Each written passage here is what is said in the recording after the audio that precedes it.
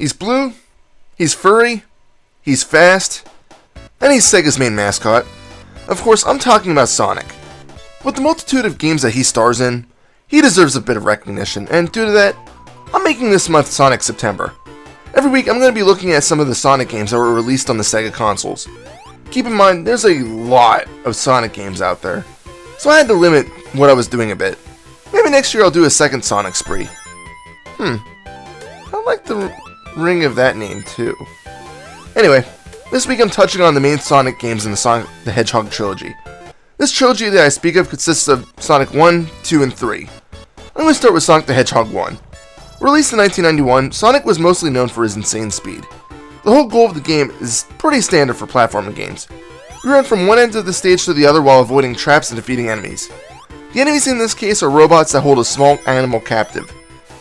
When enemies are destroyed, one of these animals pop out of the wreckage and scurry away. Also, at the end of each stage, you'll have to spin a little sign that signifies that you cleared the level. If you're in Act 3 of that stage, you'll have to fight a main bad guy, Dr. Robotnik, and one of his many robotic creations. After this, you pop open a container that releases about 24 animal buddies. That's pretty much the design in a nutshell, but of course, there's a lot more details to cover than that. For one, the speed of the gameplay. It was Sonic's main selling point, and advertises on that thing that Sega liked to call blast processing. Basically, you have to think fast because Sonic runs at extreme speeds, and if you're not quick enough, you can run right into an enemy. Enemies aren't too prevalent, but they are placed in locations where you'll really have to be careful. More commonly, you'll probably run into spikes or squashed by platforms.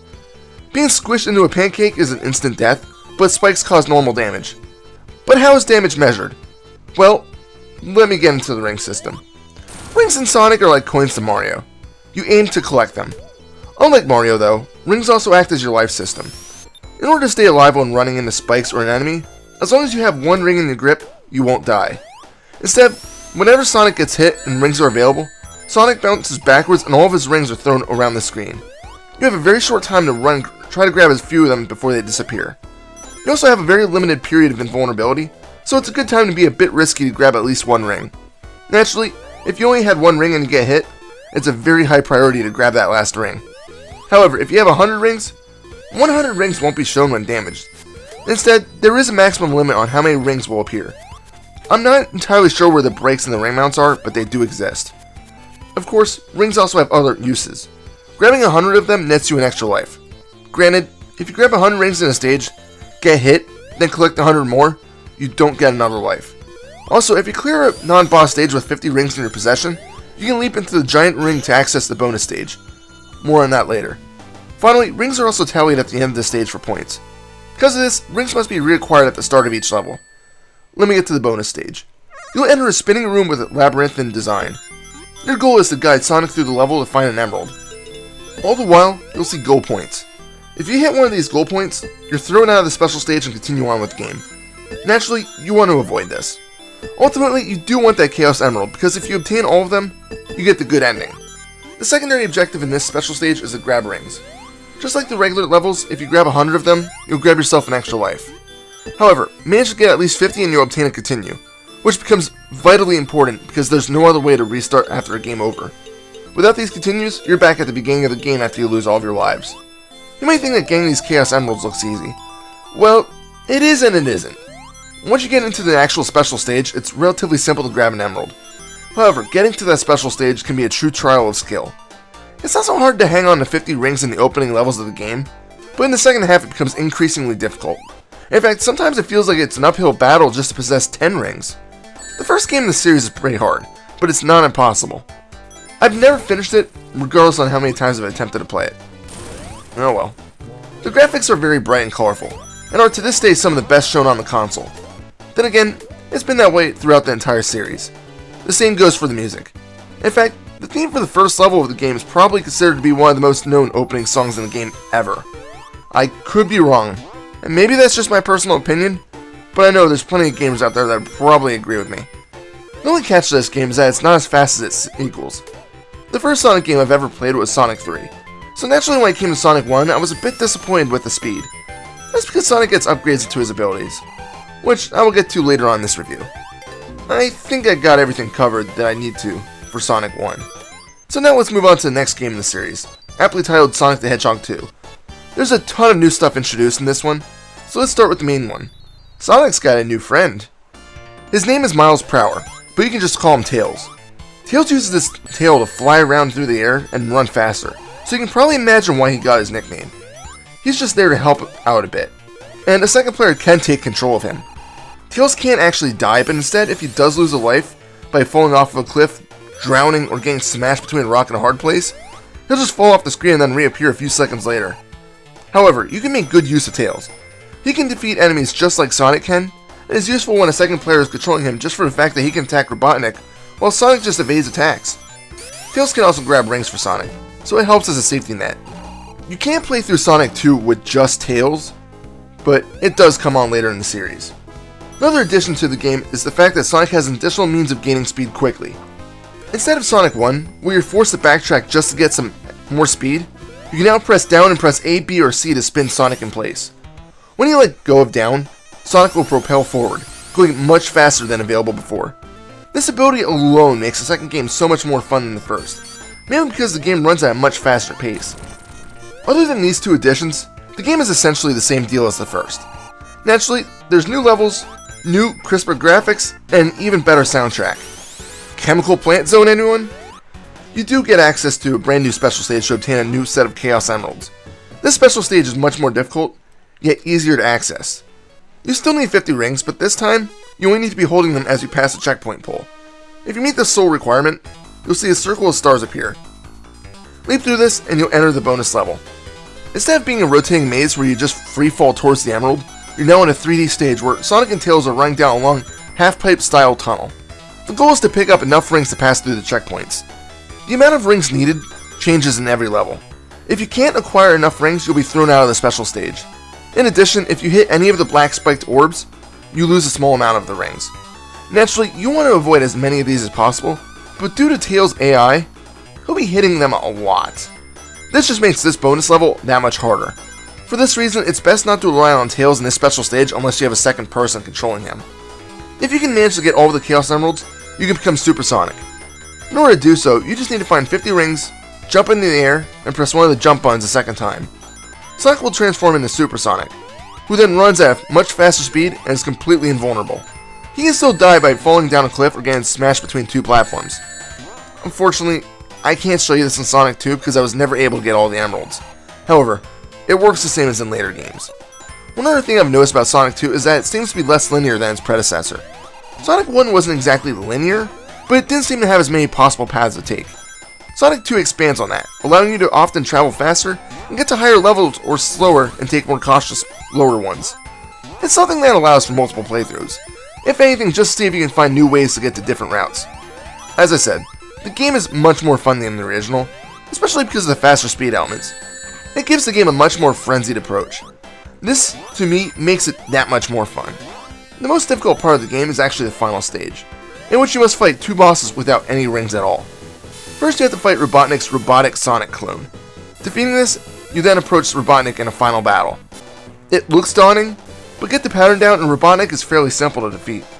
I've only ever seen the one ending, but I can assume based off the other Sonic games, that if you have all the Chaos Emeralds, you get a better ending. Let's move on to Sonic the Hedgehog 3. In my opinion, this is the best game of the series, although if you add the Sonic & Knuckles cartridge to the mix, it gets even better. I'll get to that some other time though.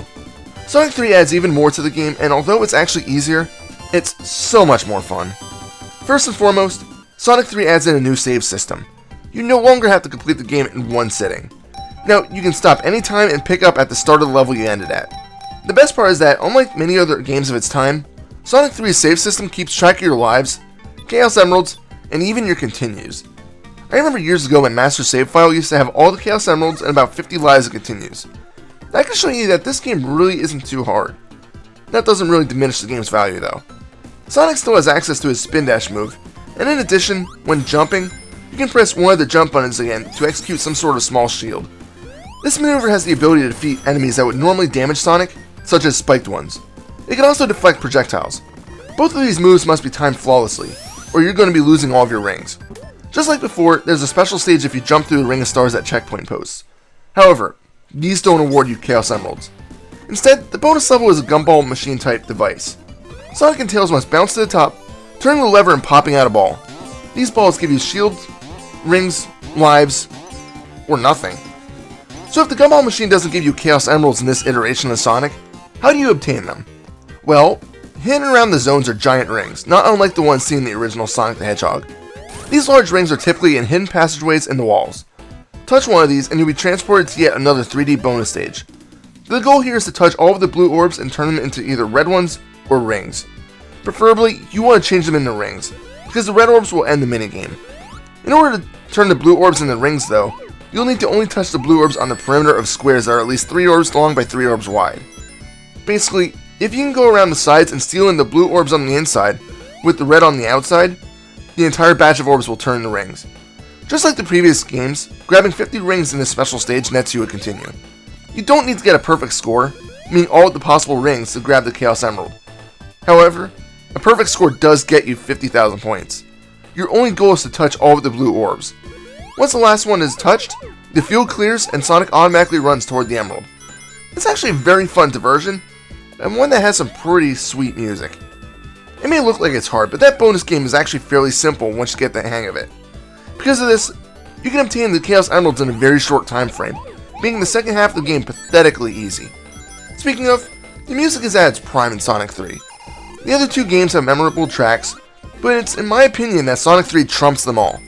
My favorite is the Hydrocity Zone, which is the underwater area of the game. I don't know why, but I just love the sound of this track. Before I continue, Sonic 3 has a bit more of a story to it. Instead of it just being that Sonic is after Robotnik, because Robotnik is after the Chaos Emeralds, there's a new character into play, Knuckles the Echidna. Robotnik somehow tricks Knuckles into thinking that Sonic is the bad guy, and is after the Emeralds himself. So Knuckles is constantly luring Sonic into traps, while Robotnik goes after the Emeralds. It's not until a later game in which Knuckles' story is revealed, and you find out that Knuckles was tricked. Anyway, Knuckles doesn't play too heavily into Sonic 3, but his addition does play a vital role. Eventually. Also, instead of having just one type of shield to protect you, there's now 3 different ones. They all have a form of an element based to them. The water shield allows Sonic to breathe underwater, and also can be used to bounce Sonic to higher platforms that wouldn't normally be accessible. This is also the only shield that's available to you underwater, as the other ones will disappear. The fire shield protects him from all flames, and when the jump button is pressed in the air, Sonic will burst forward. Finally, we come to my favorite shield, the lightning barrier. It allows Sonic to perform a double jump, but even better, it magnetically attracts all nearby rings to Sonic. That's awesome all in itself, but for some reason I love seeing Sonic running at full speed with rings chasing him down. There's one small disadvantage of Sonic 3 over Sonic 2. It just doesn't seem to be as long of a game. Sonic 2 didn't seem to end, whereas Sonic 3 has a save system in place, but it has a smaller span of levels. Sure, you can replay them easily to get all of the Chaos Emeralds, and you can play either as Sonic and Tails, or solo it as either character, but it's still not as long as Sonic 2. Maybe it's because they were playing on the expansion, but that almost feels like a cop-out reason to be a shorter game. As I said though, Sonic 3 is the best in the trilogy, and that's because it's even faster than the previous games. The graphics have more details, and the music is just phenomenal. I could play this game every day and not get sick of it. In fact, the only way that this game got better was the expansion that was released for it, but again, that's another review for another time. Alright, so now that I've talked about all 3 games, it's time to recap them, right? Yeah, that sounds like a plan to me. Sonic the Hedgehog 1 was the first in the Blue Mascot series, and it's definitely a fun one. Sure, it's not as fast as its newer brethren, but it's still an amazing game that deserves to be tried. Sonic 1 score? For this one, we'll go with 8 out of 10. Sonic the Hedgehog 2 expanded on what Sonic 1 created. Better music, better graphics, better speed, and a new pal and Tails. It also happens to be the longest game of the trilogy. What more could you ask for? For Sonic 2, I'm going to call it a perfect 10 out of 10. Finally, Sonic 3. I'm sorry, but this is still my favorite game in the original trilogy. Hydrocity Zone's music just adrenalizes me for some reason. And you can't forget the awesome distraction in the beginning of the Ice Cap Zone, where Sonic is skiing down a mountainside. Sure, it only lasts about a minute, and other than collecting rings has nothing to do with the game, but it's still an awesome beginning to that stage. For Sonic 3, I'm going to go with another perfect score of 10 out of 10. Well, that covers the original Sonic trilogy on the Sega Genesis. But I'm not done. There's 4 weeks in September, and this is only the first one. Find out next week which Sonic game I'm checking out. I'll give you a hint. It makes these 3 games so much better. Alright, I probably gave too much away, and you probably know what I'm hinting towards, but that's all I'm saying. This is Reaper. Check me out on Facebook, facebook.com/ReapersReviews. Happy fragging.